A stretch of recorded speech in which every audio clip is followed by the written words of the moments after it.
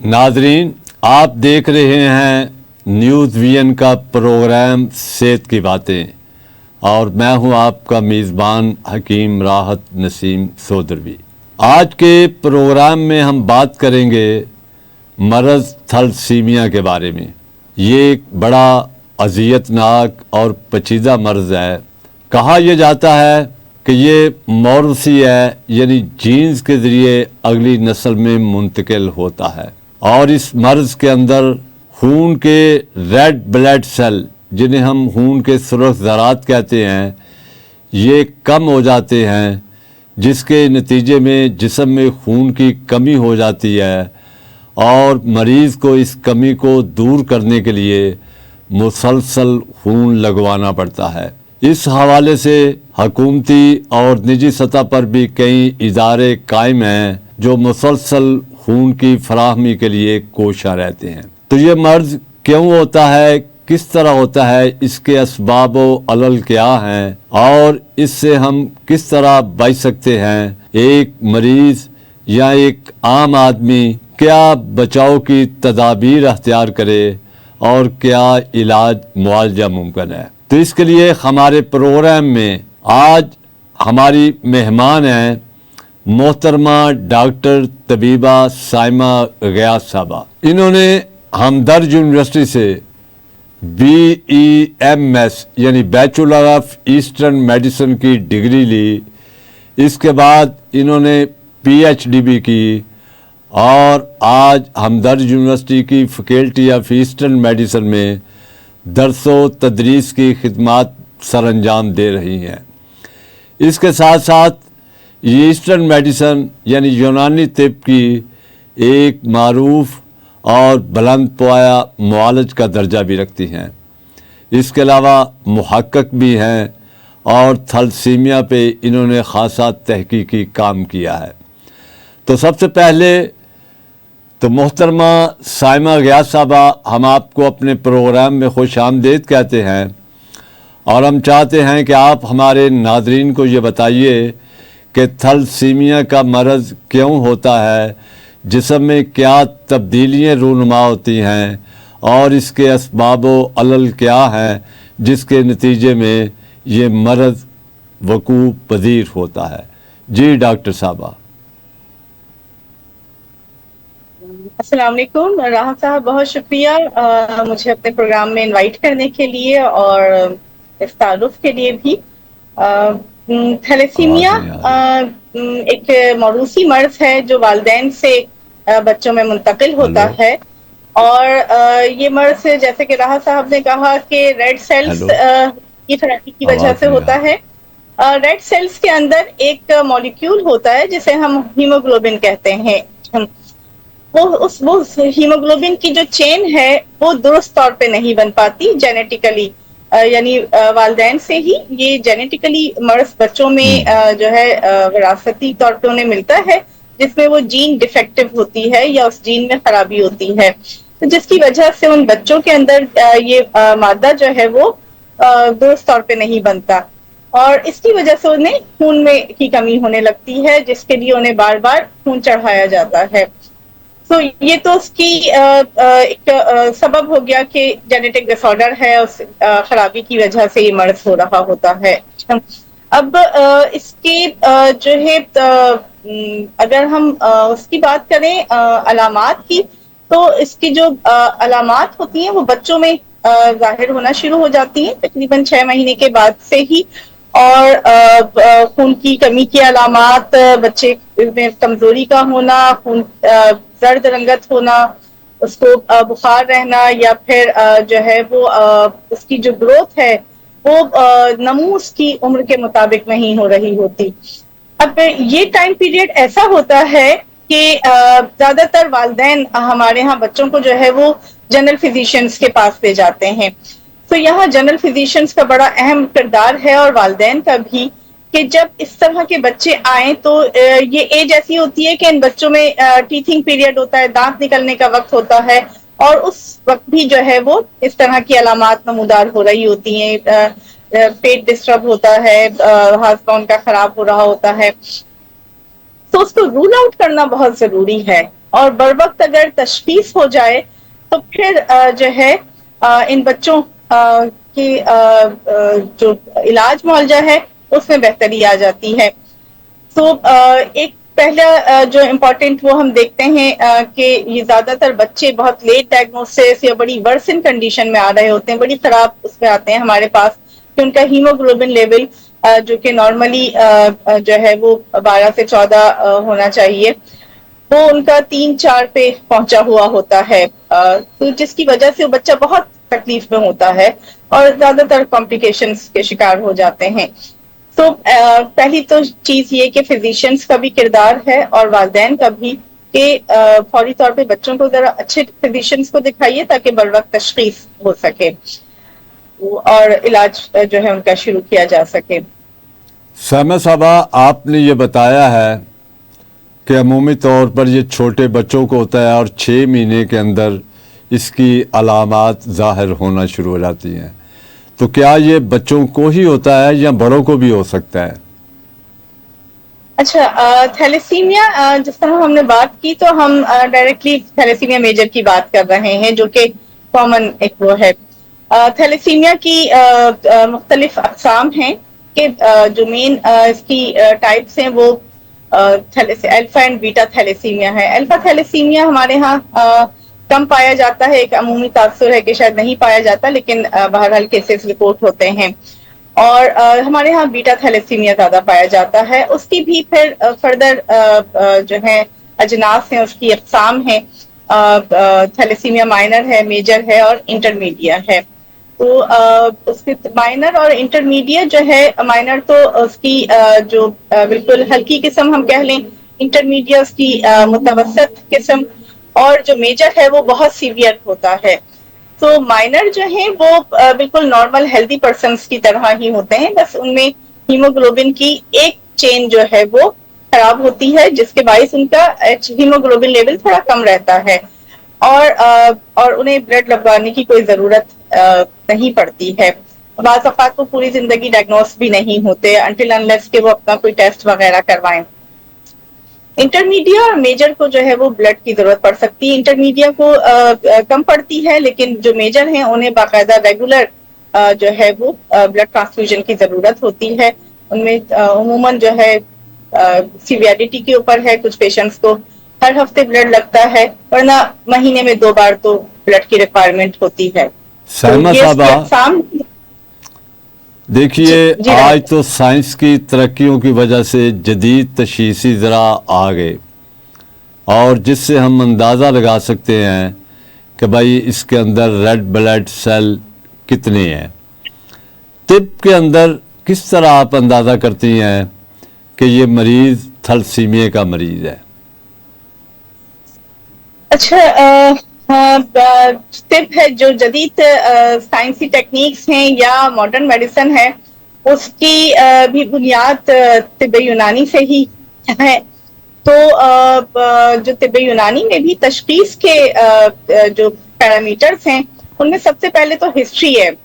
تو ہسٹری جو ہے وہ ہم پہلے پیشنٹ کی پوری ڈیٹیل ہسٹری لیتے ہیں.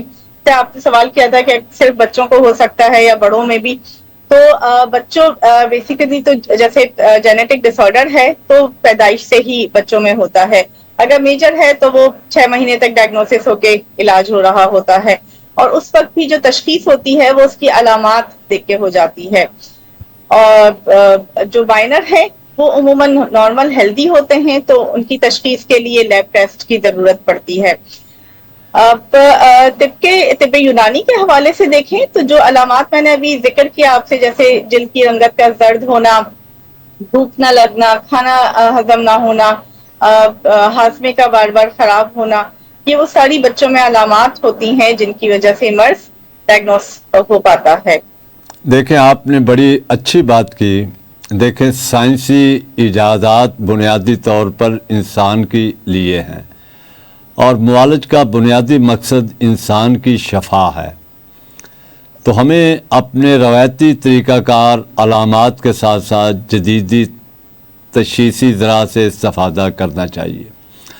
اب آپ یہ بتائیے کہ ہم اس مرض کو कैसे रोक सकते हैं, यानी बचाव के लिए क्या तदाबीर अख्तियार करें कि हम इस मर्ज को बढ़ने से रोक सकें?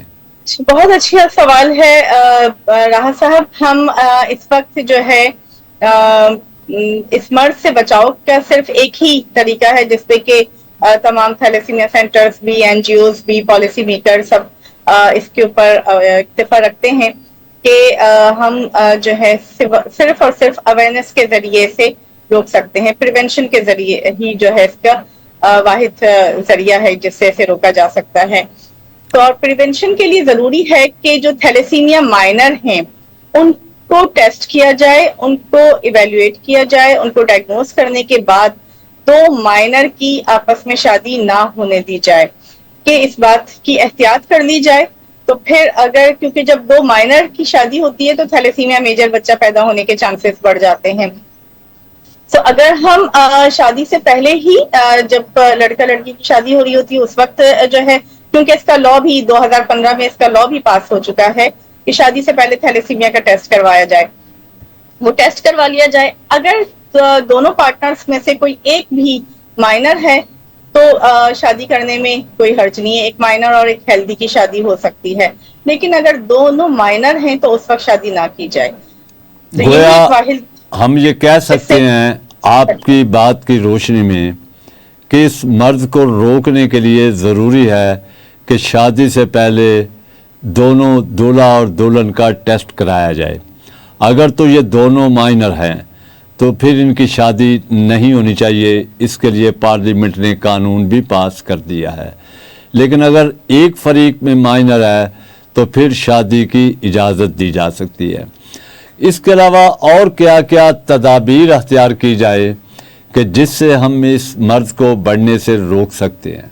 देखिए, इसका जो मेन रीजन है वो तो यही है कि दो मेजर्स की शादी को रोक लिया जाए। इसके लिए पॉलिसीज बनाई जा सकती हैं कि क्या तरीके हो सकते हैं जिससे कि हम ये अपनी सोसाइटी में अवेयरनेस पैदा कर सकें। हमें स्कूल, कॉलेज, यूनिवर्सिटीज में जो है ये अवेयरनेस पैदा करनी चाहिए। पॉलिसी मेकर्स इदारों को जो है इसके लिए वो करना चाहिए। नादरा जिस वक्त में शनाख्ती कार्ड बना रहा होता है उस वक्त में हम ये टेस्ट करवा सकते हैं, क्योंकि हमें अपनी आवाम को एजुकेट करना बहुत जरूरी है, उन्हें इस हवाले से आगाही देना बहुत जरूरी है। ज्यादातर लोगों को थैलेसीमिया का पता ही नहीं होता या उन्हें ये अवेयरनेस नहीं होती कि थैलेसीमिया माइनर भी होता है। वो समझते हैं कि सिर्फ मेजर होता है और इन बच्चों को ब्लड लगता है, लेकिन क्यों होता है, किस वजह से होता है और क्या एहतियात जरूरी है, ये इंफॉर्मेशन उन तक पहुंचाना जरूरी है। तो सबसे पहले तो हमें ये देखना चाहिए कि हम अपनी सोसाइटी में इसकी अवेयरनेस कैसे फैला सकते हैं। जितनी ज्यादा अवेयरनेस होगी, लोग जितना ज्यादा एजुकेट होंगे उतना ही ज्यादा वो एहतियात करेंगे। और सीबीसी एक छोटा सा टेस्ट है जिससे माइनर की तशखीस उमूमन हो जाती है, और अगर उसमें सस्पेक्ट हो कि माइनर है तो फिर HB इलेक्ट्रोफोरेसिस एक टेस्ट होता है, वो करवा लिया जाए और उससे जो है ये कंफर्म हो जाता है कि माइनर है या नहीं है। और अगर माइनर हो तो फिर वो शादी के वक्त एहतियात कर लें। और ये एहतियात, इसकी पॉलिसी जो है वो कानून साज इदारों को भी, जो एकेडमिक इंस्टीट्यूशंस हैं, दूसरे इदारे हैं, उन्हें हर लेवल पे जो है इसको देखना चाहिए कि हम कहाँ कहाँ इसको कर सकते हैं। निकाह नामे में इसको शामिल किया जा सकता है कि जब तक थैलेसीमिया का टेस्ट नहीं होगा निकाह नहीं पढ़ाया जाए। तो अगर हम ये बाउंड्रीज लगा देंगे, इसको थोड़ा सा हम एजुकेट करते हुए देखेंगे तो फिर मेरा ख्याल है ऐसे बहुत सारे, ईरान, सिप्रस, ये वो कंट्रीज हैं जिनमें 2016-17 के बाद जो है वो कोई थैलेसीमिया का पेशेंट नहीं आया, पैदा ही नहीं हुआ, और उन्होंने सिर्फ एहतियात की। तो हम भी इससे छुटकारा हासिल कर सकते हैं और मुकम्मल तौर पे कर सकते हैं अगर हम अपनी आवाम को एजुकेट कर दें उस तरह। बहुत सारे थैलेसीमिया मेजर के बच्चे ऐसे हैं, हम जिनकी बात करते हैं कि पाकिस्तान में जो है हर साल तकरीबन 8 से 10 हजार बच्चे, नए बच्चे पैदा होते हैं थैलेसीमिया के। ये तो हम उनकी बात करते हैं जो रिपोर्ट हो जाते हैं। आप अच्छे तरीके से समझते हैं कि हमारे यहाँ जो देही इलाका है वहां पे तो डायग्नोसिस की फैसिलिटीज ही नहीं है, सहूलियात ही नहीं है। वो बच्चे तो शायद इसी तरह मर जाते होंगे जिनका किसी को पता भी नहीं होता होगा। तो हम सिर्फ अवेयरनेस के जरिए जो है इससे तो मैं ये बात समझ सका हूँ आपकी बात से کہ ہمیں اس مرض کو روکنے کے لیے اپنی سوسائٹی، اپنے معاشرے اور اپنے عوام کے اندر شعور و آگاہی بھی دینی ہوگی اور قانون پر عمل درآمد بھی کرانا ہوگا تاکہ مائنر کے دونوں فریقین جو ہیں ان کی شادی آپس میں نہ ہو. اس طرح ہم اس مرض کو بڑھنے سے روک سکتے ہیں.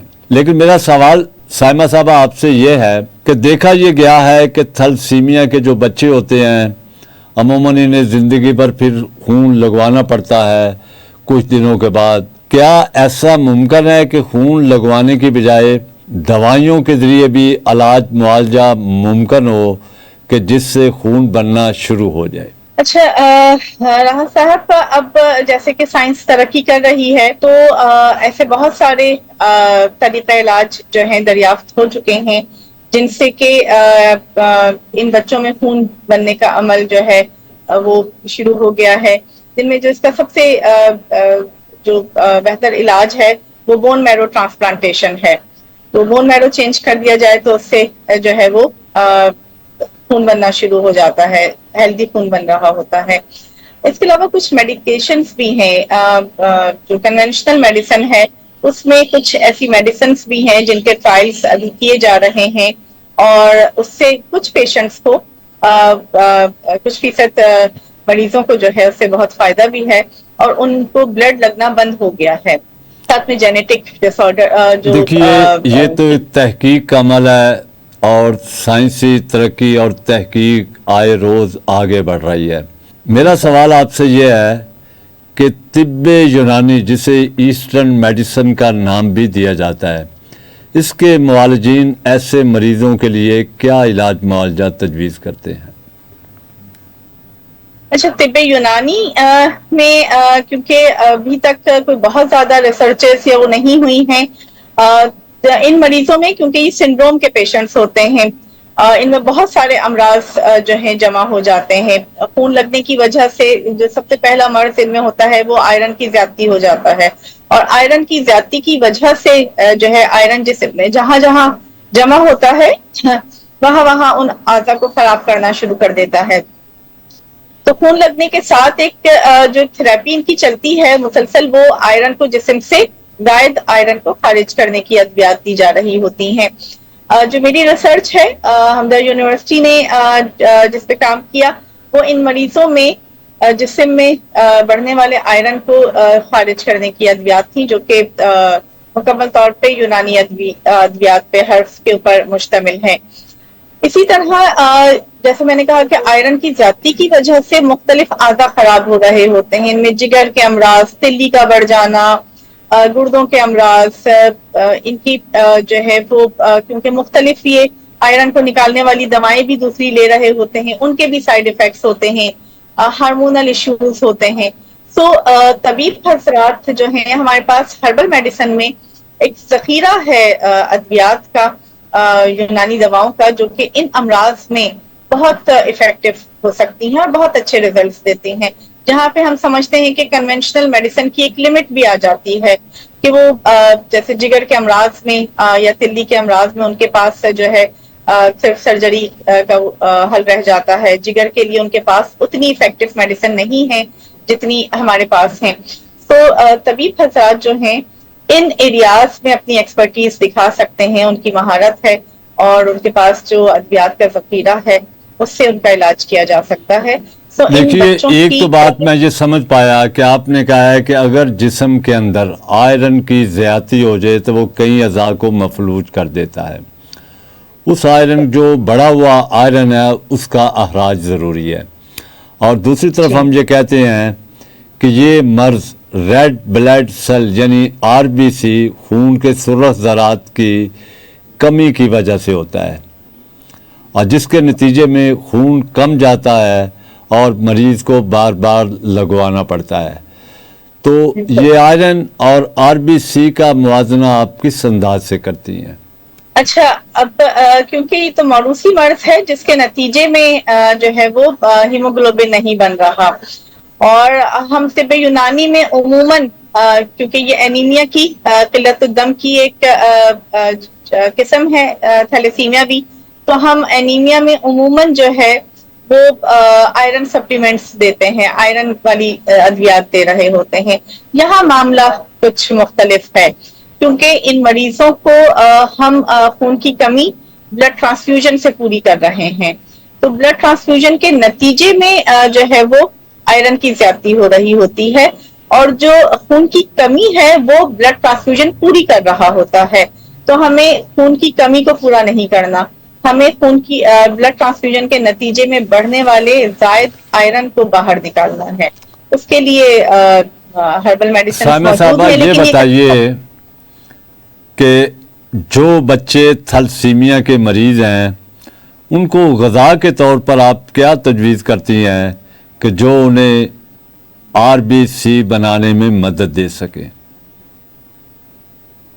اچھا، یہ بہت ٹپیکل کوشچن ہے اور بہت امپورٹنٹ بھی، کیونکہ آئرن ایک ایسینشیل ایلیمنٹ ہے اور وہ تمام غذاؤں میں موجود ہے کسی نہ کسی حد تک، کچھ کم کچھ زیادہ مقدار میں.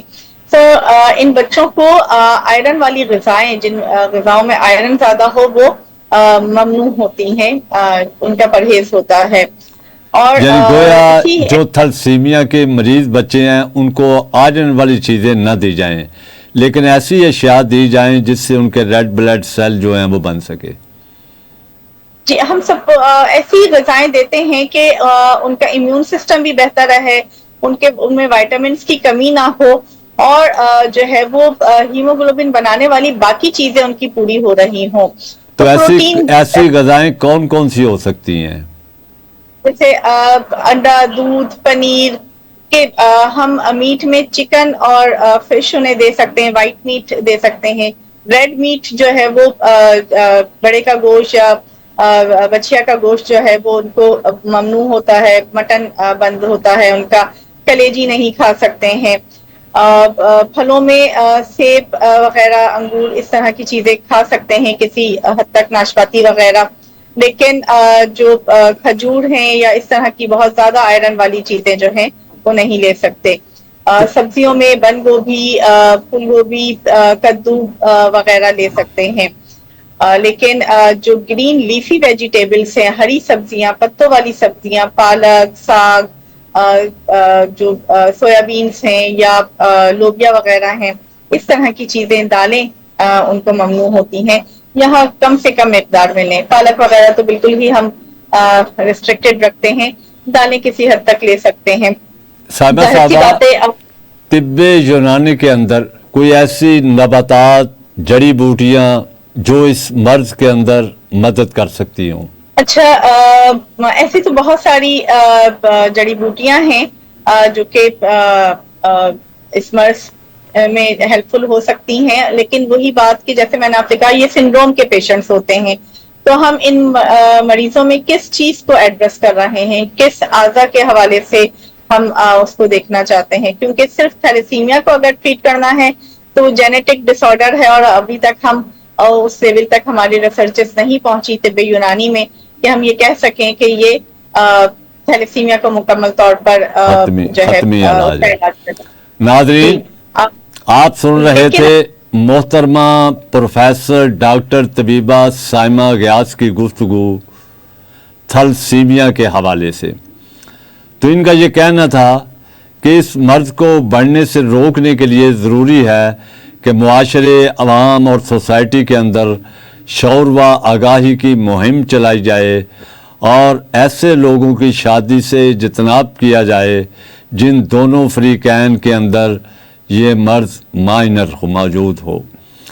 اس سلسلے میں کئی ممالک نے قانون سازی کر کے اس مرض کو بڑھنے سے روک لیا ہے. تو اس کے علاوہ ضروری ہے کہ ہمارے نجی ادارے، رفائی ادارے، صحتی ادارے اور حکومتی ادارے تعلیم صحت کے حوالے سے لوگوں میں یہ شعور و آگاہی بھی دیں اور پارلیمنٹ کے بنائے ہوئے قانون پر مؤثر عملداری بھی کریں تاکہ دونوں مائنر فریقین کی شادی کے نتیجے میں یہ مرض مزید آگے نہ بڑھ سکے. تو ناظرین، اس کے ساتھ ہی ہم اگلے پروگرام تک کے لیے اجازت چاہتے ہیں. خدا حافظ.